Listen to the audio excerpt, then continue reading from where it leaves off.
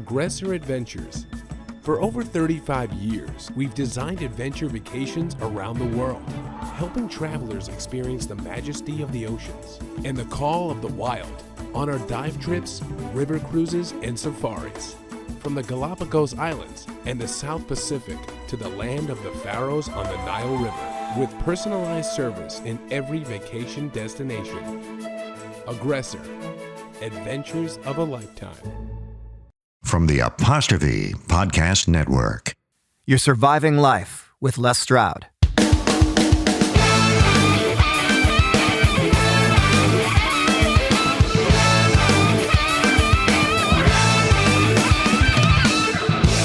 I'm working on jealousy.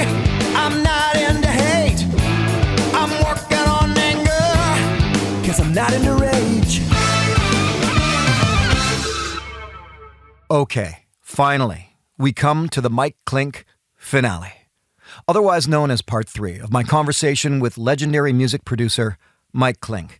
If you don't know the name, then perhaps you've heard of Guns N' Roses, Motley Crue, Metallica, Beth Hart, Eddie Money, just to name but a few of the artists Mike has worked with as either an engineer or a producer.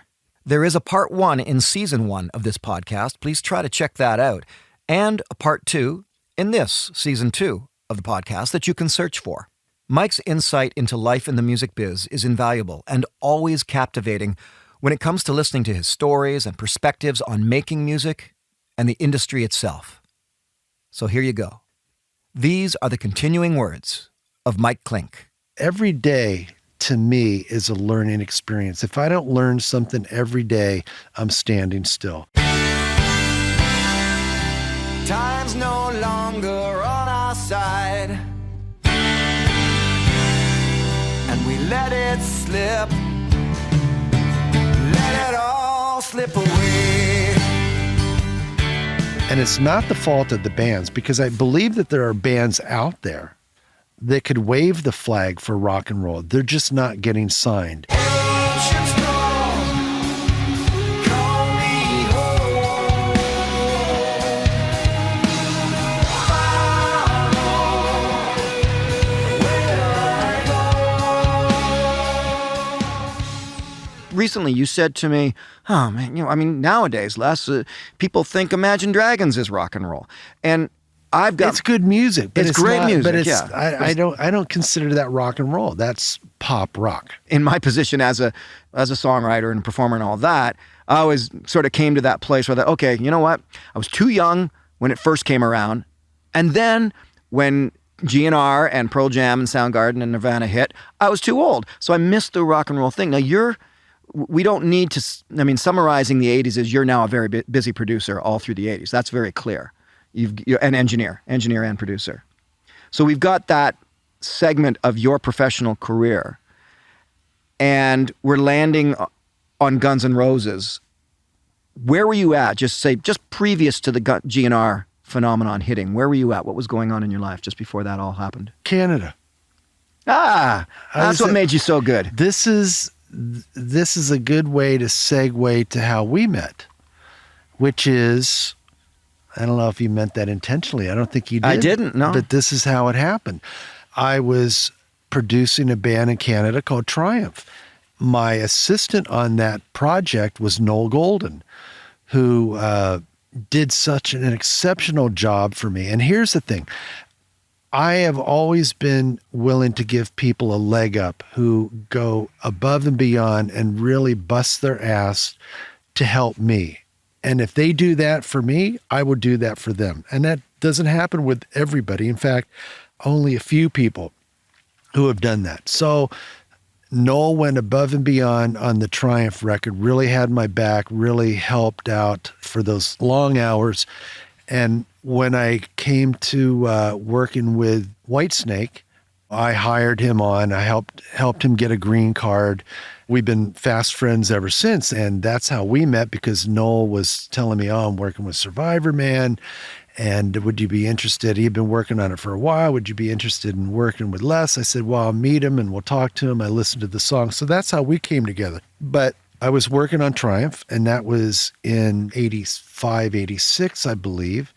that's, and I always told those guys in the band that I would not have been able to make the Guns N' Roses record I did without working with them, because that was, I learned a lot by making the record with those guys.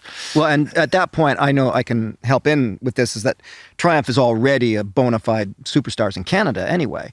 And so they got their game down really well. They're pros. They're total pros. You're not working with a green band. Yeah, but I had never worked with many green bands. That's true.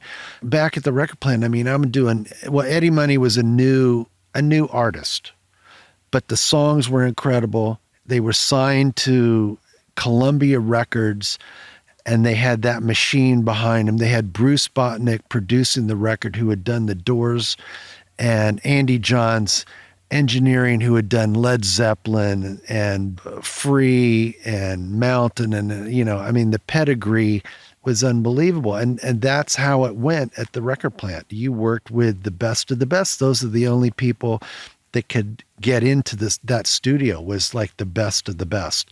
So yeah, Triumph was absolutely at the top of their game, looking to break even bigger into the American market, which is why I was up there initially with Ron Nevison as the co-producer on the project. And then, had done, after that, I did a couple other records back in LA with Bob Ezrin. We co-produced a record together with a band called Hurricane.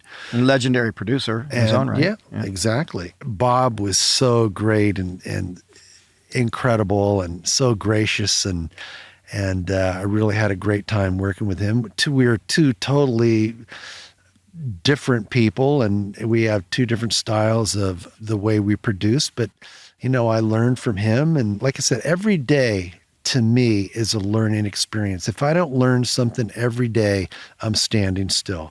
And I take all those experiences, good and bad, because you learn by the things that don't work out as much as you do by the things that do work out. And that becomes who you are, and how you deal with people, and in a work situation, professional situation, and a personal situation. I want to go right back to my question, the state of rock and roll. That's going to be my question, is there was the classic era, which I take to be ending somewhere around the mid-'70s. And then there was the rebirth, got called grunge, in which Pearl Jam, it's just rock and roll. And certainly GNR. GNR they were rock before. And roll. They were before, but they were the wedge back into rock and roll, I believe.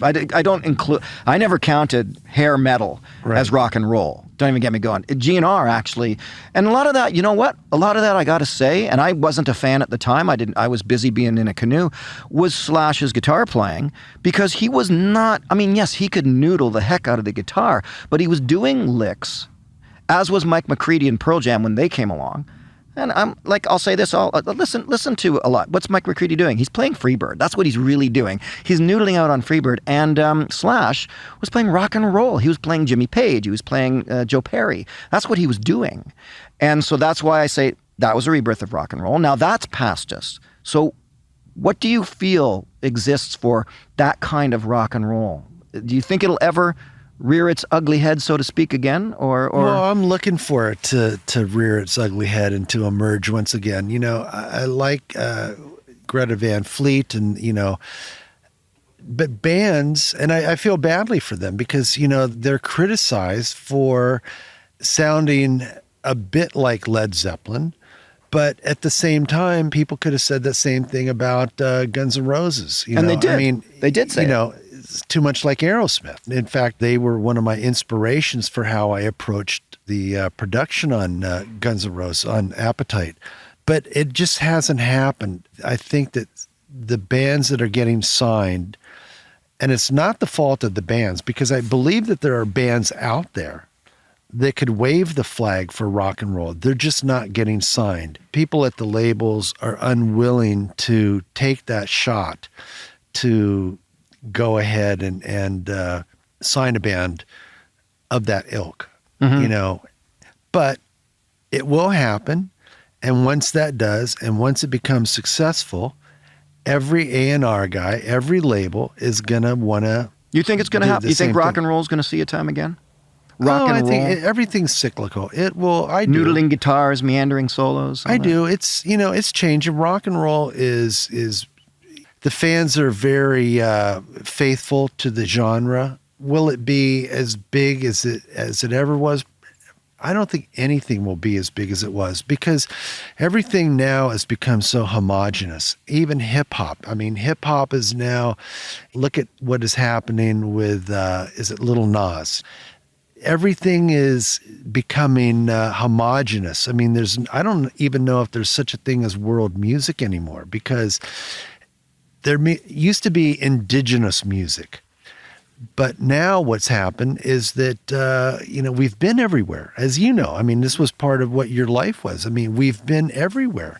There's almost nothing special about, you can't go anywhere that hasn't been, had a stone unturned and been recorded and this and that. Very few, if any. I mean, obviously we don't know about them if they do exist. But that's my big complaint, is that it's not even a complaint, but I think specific genres almost don't exist anymore.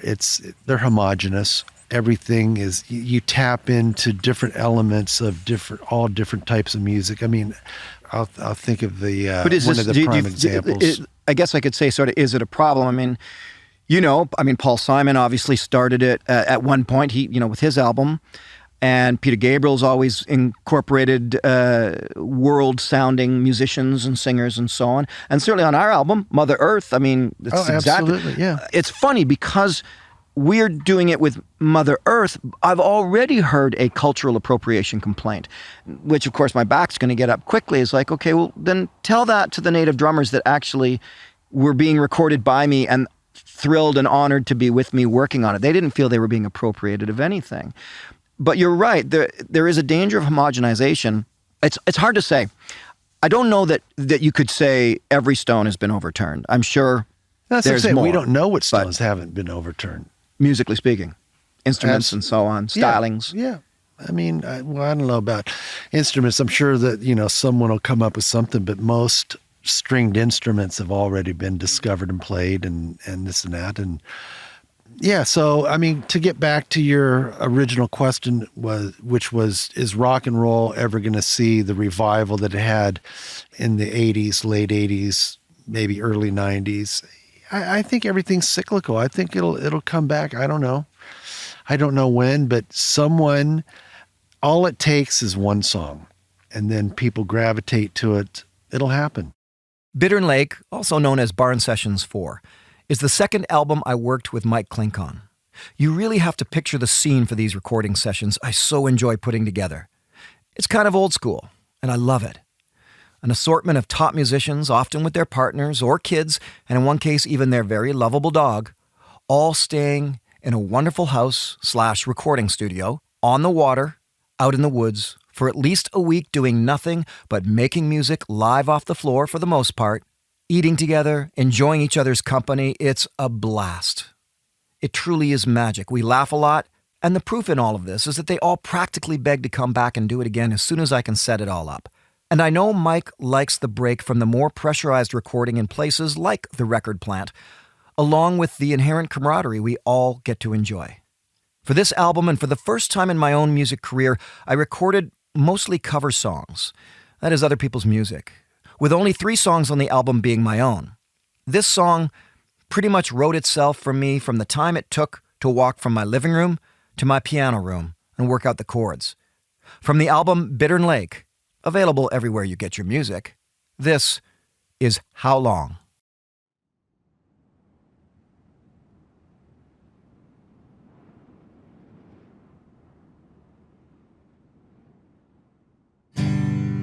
How long till the last lion dies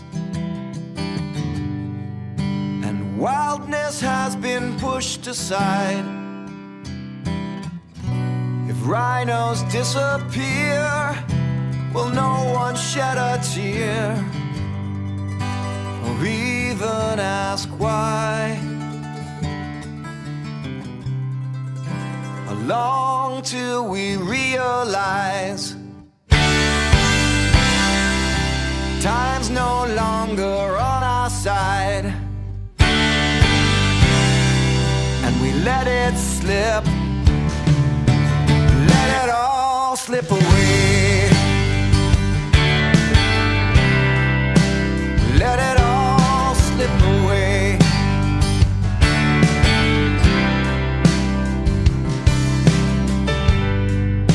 How long till we farm the air and pay for oxygen? It's only fair. Water made from oil, plastic for our soil. Will we even care? How long till we realize time's no longer on our side, and we let it slip, let it all slip away.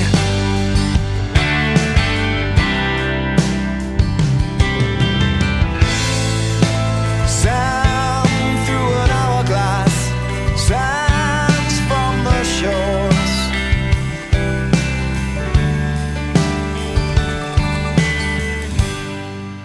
How long till the river's dry and all our food is grown inside? A universe of fears created all these years. Can we change it in time?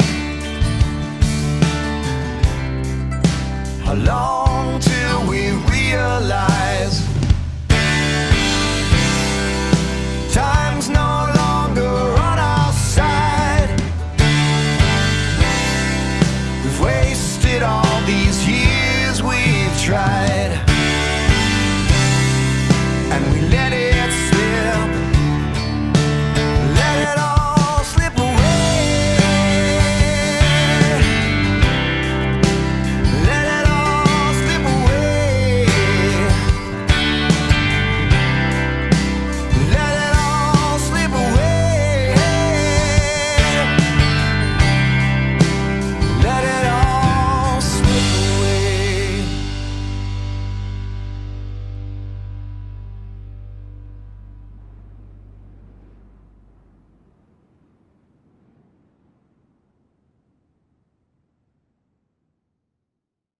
You know what? Aggressor Adventures, while being the largest liveaboard dive operation in the world, is so much more.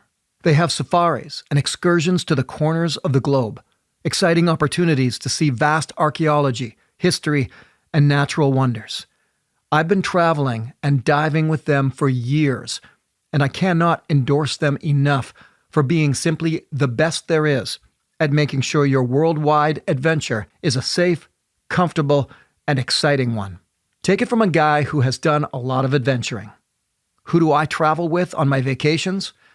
Aggressor Adventures. You're surviving life with Les Stroud.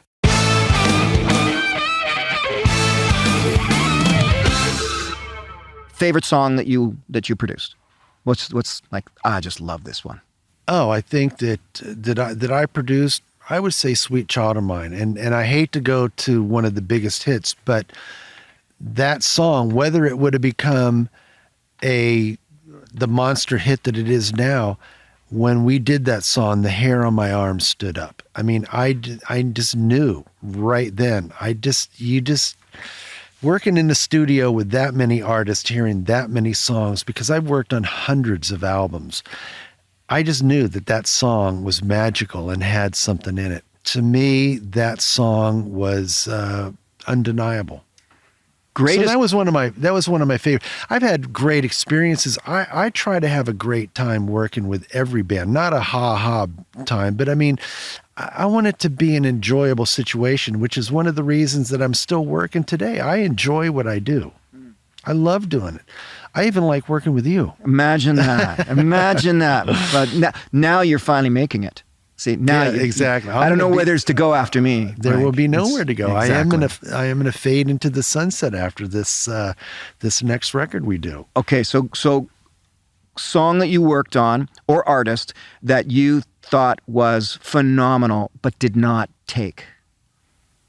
So sort of like biggest disappointment in many ways. Oh boy, biggest disappointment. God, I haven't had many disappointments, only because I temper my expectations. So, When you're sitting there going, that album should have hit. It should have hit. I don't know. I think I've heard you speak in this way before. Probably, but quite honestly, Les, like I said, I have realistic expectations, and as I said before, I've only predicted the huge success of two artists. In all that time. Even though I've worked on very successful records. I mean, I've worked on records that have sold millions of copies of records, but they weren't that kind of, it wasn't that success. I mean, obviously, I want a lot of records to do better than what they do. I'm hoping for the success of the Mother Earth album. And what do you predict for that? I'll put you on the spot. I mean, what do you? I think it's an amazing record musically. I think that the message is incredible. The fact that you're celebrating nature, the fact that you're talking about issues that exist with our environment, the world that we live in today. It's just an incredible record. I'm really proud of that record. I'm very, very, very proud of that record. So I wish it all the success. And I think that we just got to get, one of the songs to catch. I love the videos. The videos, if people see these videos that you filmed while you were doing your TV show that accompany the songs, I mean, incredible footage that you can't see anywhere else. It's just like all of them, it's gonna take one, and then if it hits, then people will become a believer. As long as when people see you live, they see what a great show it is, and you'll get those fans. What's your favorite track on the album? I'll play that one. Oh God, I don't have. I mean, I love Arctic Mistress. I love When It's Gone, and for two totally different reasons, because they're two different kinds of songs. But I like When It's Gone. I love the message. I love beautiful, sparse songs. It's not overly produced. It's just a moving song. And Ancient's Call, I love that just because of the energy of that. But I also love the visual part of it, the video that goes with it. I mean, I could watch that thing over and over and over, and I enjoy showing it and playing it for other people.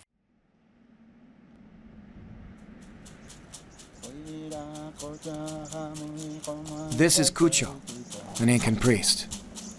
The plant medicine he gives me is gathered from the hills surrounding Machu Picchu, and it's meant to open a conversation with Pachamama, known in North America as Mother Earth. In a metaphysical sense, my mind never leaves. What I feel is a very strong and very palpable connection to the earth energy like I have never felt before. It overcomes me in my consciousness, and that's the only way I can describe this 6-hour-long journey. The shaman called that very gentle medicine, and it was, but it was very powerful too.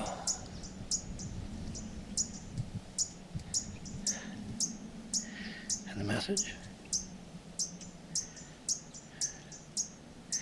is yet to come.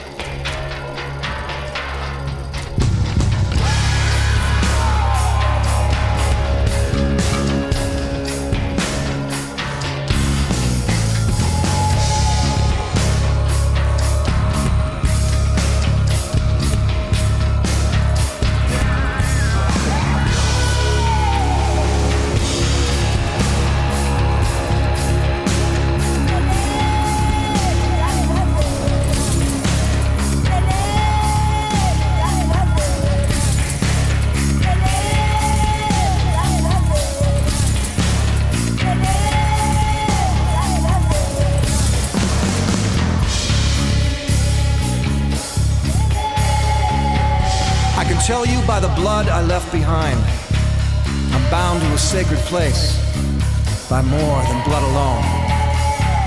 Divine healers, they open the door. The world of the ancients, and they cry to me, come with us now. The whole earth bleeds, people cry, but the earth can heal, and so can I. Just call me home. Follow where I go. Just call me home. Follow where I go.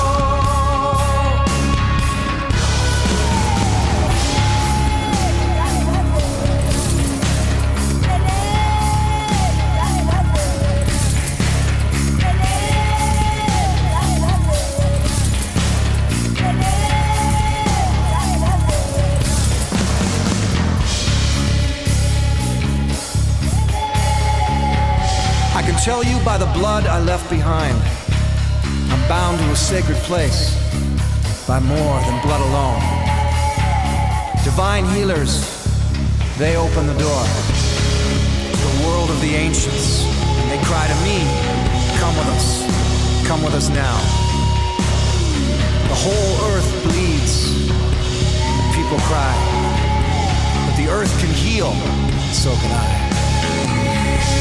Just call me home. Follow where I go. Just call me home. Follow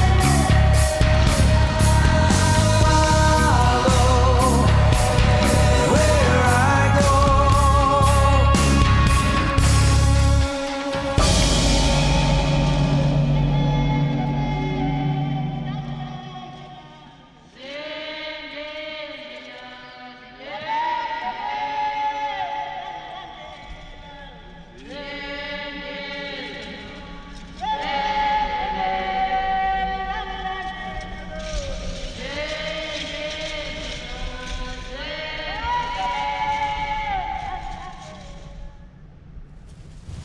The instructions are that I'm to leave straight in the house, not turn around, not look back, not look at her. The Sangama has other plans for me. She has told me that I'm on a great journey, and that my scars will be for spiritual protection. They will be markings that let the spirits know that I am to be looked after. What's needed from me during a ceremony like this is surrender. A surrender of the ego, of preconceived notions, of expectations, even a surrender of reason.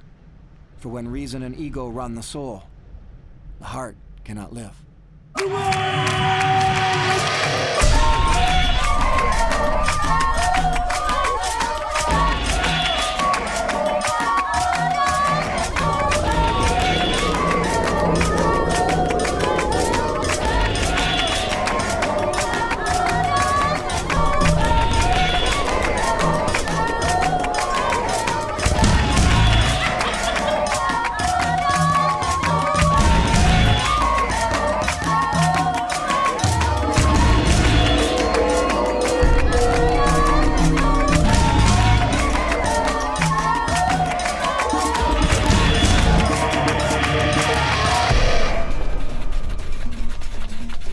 What happens now, and where I go, I can't say.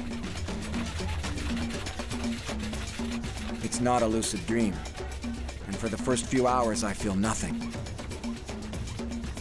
But then, just when the shaman was feeling that I couldn't be tranced, it comes over me like a wave. The music that was at first simply annoying starts to vibrate through my body, and I leave myself. The shamans intensify their own trances. This feeling can't be described. Black magic, voodoo, white magic, trancing, communication with the ancients. It all comes together in a crazy, semi-dark, spiritual hybrid.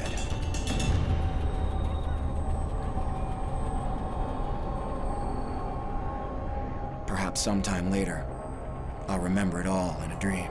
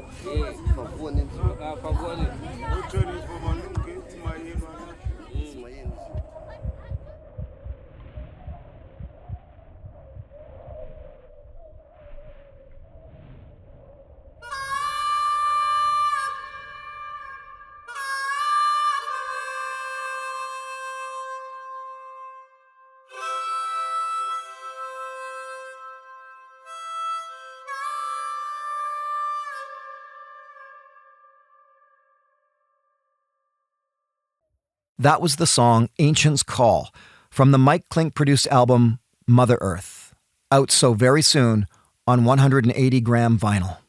I'll finish because we're both getting cold, I think, now that the sun's gone in. I'll finish off with this. What's next, other than obviously what you and I are doing, which is a lot, but what's next for Mike Clink then? Where are you going from here? What are your hopes and plans?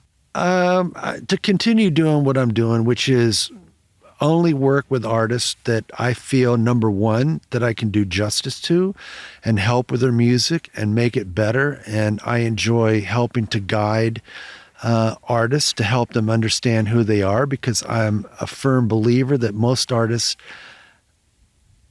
struggle to know who they are musically and don't always know initially. And I love trying to help uncover and help them realize who they are as an artist. I enjoy helping young artists and aspiring, when I say artists, but I also think, producers and engineers are artists. So I love being able to give back and to help with their careers as well. So being involved in education, continue the fight for artists' rights. The fact that, I've been to Washington, D.C., I've testified in front of Congress to help protect the rights that we have. I'm just going to interrupt you. I artists. meant to ask you about that. Why did you get involved that way? Why did you get involved politically? Because it's very important that people respect that we do what we do for a living. We have value. That whole revolution that happened to music, that music is free and everybody thinking that music is free and we don't need to pay for it. We work hard. We work endless hours and toil to make sure that everything sounds as good as it can sound and the message is as good as it can be. And that doesn't come without cost, emotional and financial, and we should be compensated for it. When people come to me and go, I want to use your music as a promotional item, it'll be good for you. I go, I don't give a shit about the promotion. You need to compensate me. Don't offer me nothing. You need to give me something. I don't care if it's $1. Obviously, I'd like it to be more. However, don't insult me by saying that my music is worth nothing. And that's why I fight for the rights of copyright holders, because we have something of value. It's not unlike anything that anybody else does. When they go to a job, we don't take a piece of their paycheck. I don't walk up to someone, stop them on a corner, pull out their wallet and go, oh, I think I'll have a 10. Or maybe you give me a 5. You just don't do that to people. People have rights and they need to be protected. But we do it to artists now. But we do it to artists, and it's just not right. It's not fair.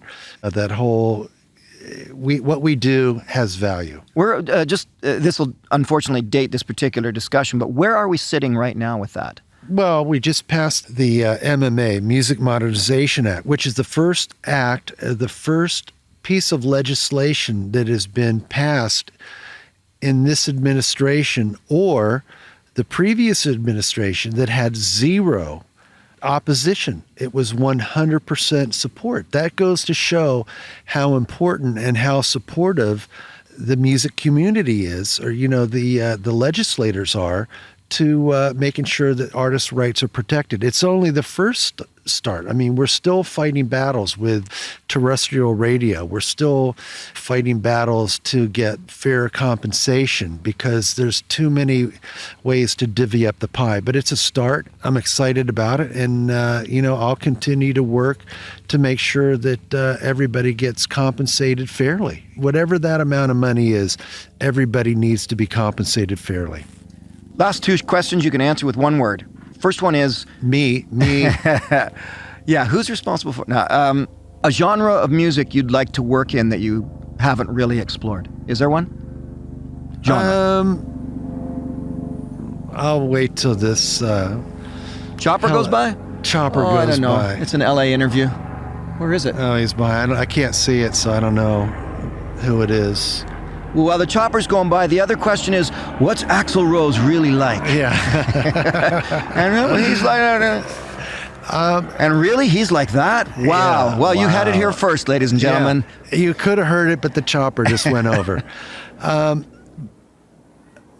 Genre of music, I only want to get involved in something that I know that I can do justice to and make it better. But I enjoy a lot of genres of music, and I just wouldn't get involved in anything that I couldn't do justice to. I mean, I don't know, Les. I think I'm pretty comfortable doing what I do, and that's not just rock and roll. I mean, I do pop rock, and I enjoy, doing that. Well, and that's clear because, a lot of times because of the GNR connection, you get listed. I've even done it myself. Legendary in promotional materials, legendary rock producer, which it's not the reality. You're a legendary music producer, not a legendary rock producer. Because I've done so many other, because I've done so many other things.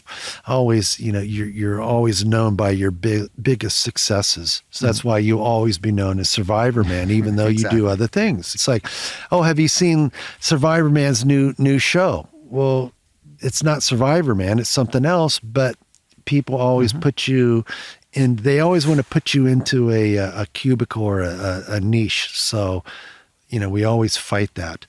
I think I'm doing everything I want to do. I think I'm doing everything I want to do as musically speaking. Would I love to produce an act like Taylor Swift? Absolutely, but only if I could add to what she does, because an artist like that is amazing. I mean, she does I'm surprised and happy with every album she comes out with, because she hits the ball out of the park every single time. Wow, we're ending on Taylor Swift. That's just not something I thought. Oh, I had to do that. We're going to do. I had to do that. Are you trying to get a call from her management? Is that what you're saying, or her record label? Hey, Mike Clink's interested in producing. There you go. Maybe she'll finally hit then. Yeah, exactly. Maybe she'll finally find her way and do something she's happy with. Well, in the meantime, you're stuck with me, buddy. There you go. And I'm more than happy to be in that room with you, because I've had a great time. So thank you so much for asking me to do this. It was incredible. The time has just flown by. Seriously, it really has. I thought before we started this, I thought, oh, this is going to be painful. This is going to be... Oh, thanks a lot. Well, no, just for painful for you, not for me. I thought I was going to have to get you drunk.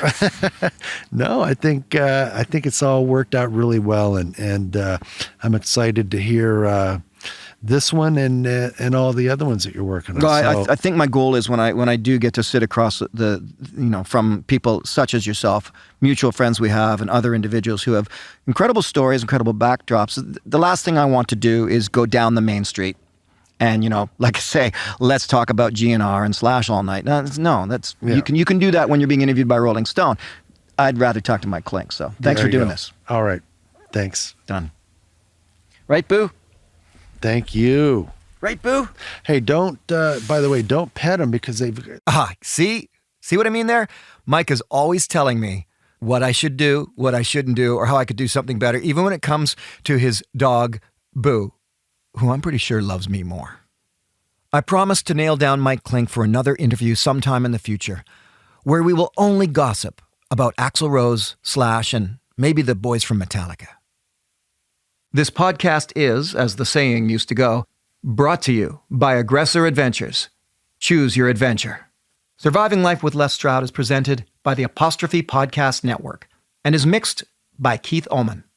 You're surviving life with me, Les Stroud.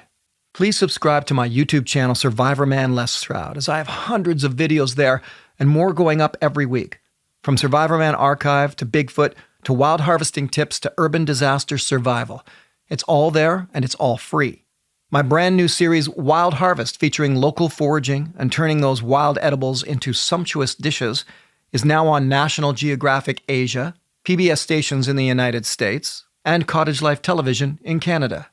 The brand new special, Surviving Disasters with Les Stroud, is now on a PBS station near you in the United States or on my YouTube channel.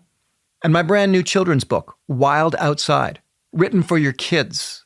It's all about getting your kids into the out of doors. And it's out now. Google it. I'm an easy find on Google for those and so much more that I produce during any given year, no matter what's happening on the world stage. We'll figure this life out. Together. Cue that rippin' harmonica solo, Keith.